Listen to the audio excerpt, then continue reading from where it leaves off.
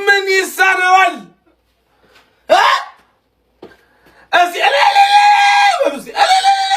አንዴ ሁለቴ በሉ፣ ሁለቴ በሉ፣ ሁለቴ እልል በሉ። እስቲ ሁለቴ እልል በሉ።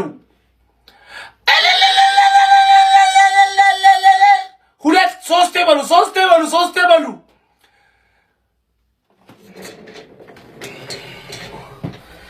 ከ14 ቀን በኋላ ይፈታል። ከዛ በፊትም ሊፈቱት ይችላሉ።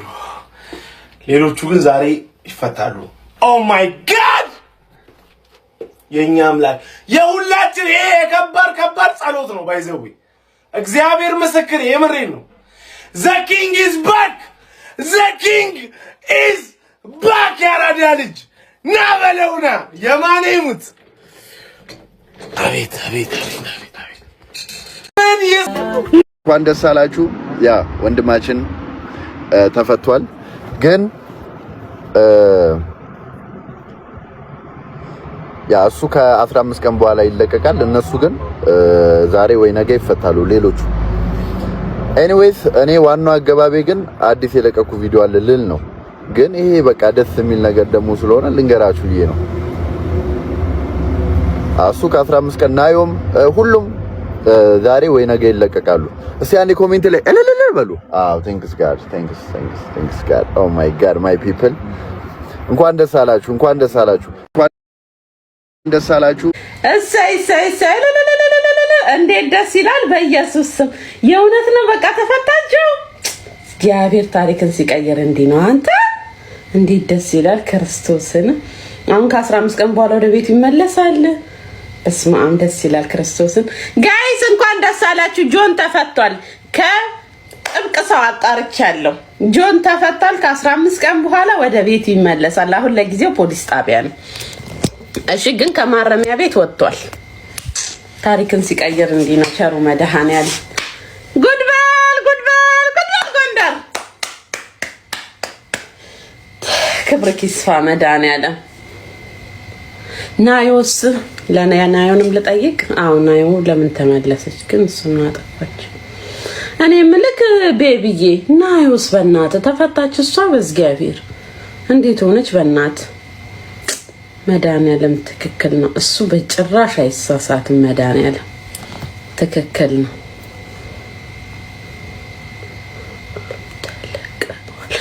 አይ ቤዝዬ ተለቀቁ። አሁን ጆን ተፈቷል ስልሽ ከፍርድ ቤት ነፃ ወጥቷል። ግን ፖሊስ ጣቢያ ነው። ከ15 ቀን በኋላ ነው የሚለቀቀው። ምን ይሳነዋል? ምንድነው መሰላችሁ አንዳንዴ ዘ ኪንግ ኢዝ ባክ ምናምን እናንተም ሶሻል ሚዲያ ላይ ሆናችሁ ኪንግ ትላላችሁ ምናምን። እንዴት መሰላችሁ ሂዝ ክሬቲቭ። እኛ በቅርብ ስለምናውቀው ነው። ክሬቲቭ ነው። አይዲያዎቹን እናውቃለን። ሊሰራ የሚያስበው እናውቃለን። ከኛ ጋር ሼር የሚያደርገው እናውቃለን። ዛስ ዋይ እሱ እንደዚህ ስለሚያደርግ ሶ ዘ ኪንግ እንለዋለን። ገብታችኋል? ወንድማችን ነው፣ ጓደኛችን ነው። የሚሰራው እናውቃለን፣ የሚያስበው እናውቃለን። እስር ቤት ሆኖ ምን መስራት እንዳለበት እያሰበ የነበረ ሰው ነው። ገብቷል? እቅድ ያለው ሰው ነው። ሶሻል ሚዲያን እንዴት መጠቀም እንዳለበት የሚያውቅ ሰው ነው። ስማርት ነው። ዛስ ዋይ ዘ ኪንግ ኢዝ ባክ እንላለን። ገብቷችኋል? እንደዚህ ላይክ ክሬቲቭ እያንዳንዱን የሚያደርጋቸውን ነገሮች አስቦበት ስለሚያደርግ ነው ኪንግ የምንለው እንጂ ዝም ብሎ እንደመጣለት አይደለም። እንዲህ የሚፖስተው ቪዲዮ የሚሰራ እያንዳንዱ ነገር አጥንቶ አቅዶበት የሚሰራ ስለሆነ ነው ዘ ኪንግ የምንለው። ገብቷችኋል? ላይቭ ላይ ብታየው ክሬቲቭ ነው። የሚሰራውን ያውቃል። ለዛ ነው። ገብቷችኋል አይደል?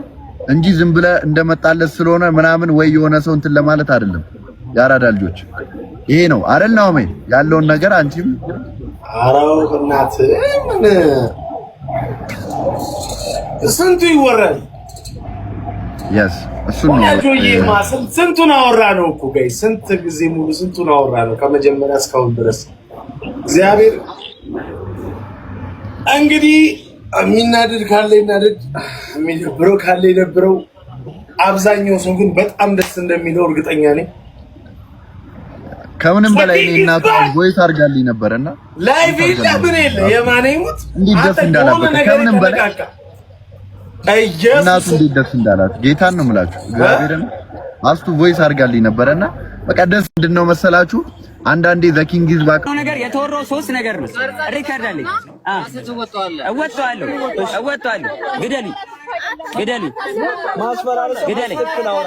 ግደልኝ ወንድ ልጅ ነኝ ግደልኝ እወጣለሁ ግደልኝ አንዴ ዝም በሉ አንደማመጥ አሁን ነው የመጣው አይደል ኤቭሪቲንግ ሪከርድ ጋይስ ደግሞ ስማኛ መብታችሁ መጠየቅ ትችላላችሁ። እናንተ ተሰምሮቻችን ናችሁ። በአግባቡ መስተናገድ እንዳለባችሁ እናውቃለን። ነገር ግን ካሜራ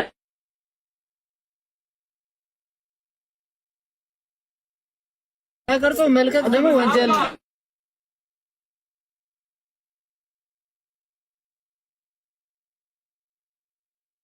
አርጬ እየለቀምሻው ላይቭ ስትሪም ነው 20 ሺህ ሰው አለ።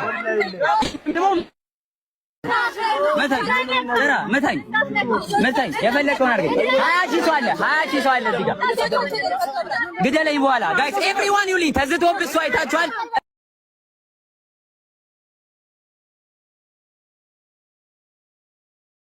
ለምን አንጠይቅም እንዴ ይሄዳል ብላ እንዴ ጫንከን 2 ፕሌን ወጣ እኮ 2 ፕሌን ወጣ ምንም አይከሰከስም። መጀመሪያ ያወራውን ቀድቼዋለሁ። ይከስከስ አንወርድም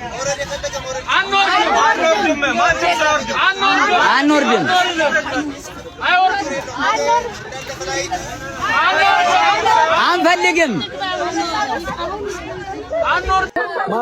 ግደለኝ ወንድ ልጅ ነኝ ግደለኝ እወጣለሁ ግደለኝ አንዴ ዝም በሉ አንደማመጥ አሁን ነው የመጣው አይደል ኤቭሪቲንግ ሪከርድ ጋይስ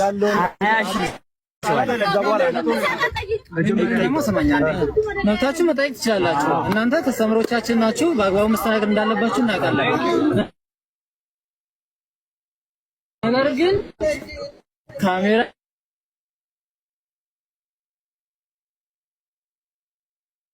ቀርጾ መልቀቅ ደግሞ ወንጀል ነው።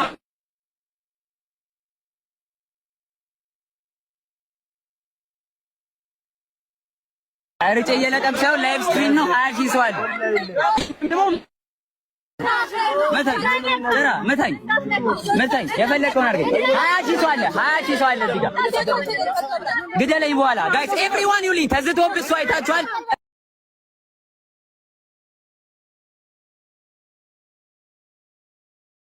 ለምን አንጠይቅም እንዴ ይሄዳል ብላ እንዴ ጫንከን 2 ፕሌን ወጣ እኮ 2 ፕሌን ወጣ ምንም አይከሰከስም። መጀመሪያ ያወራውን ቀድቼዋለሁ። ይከስከስ አንወርድም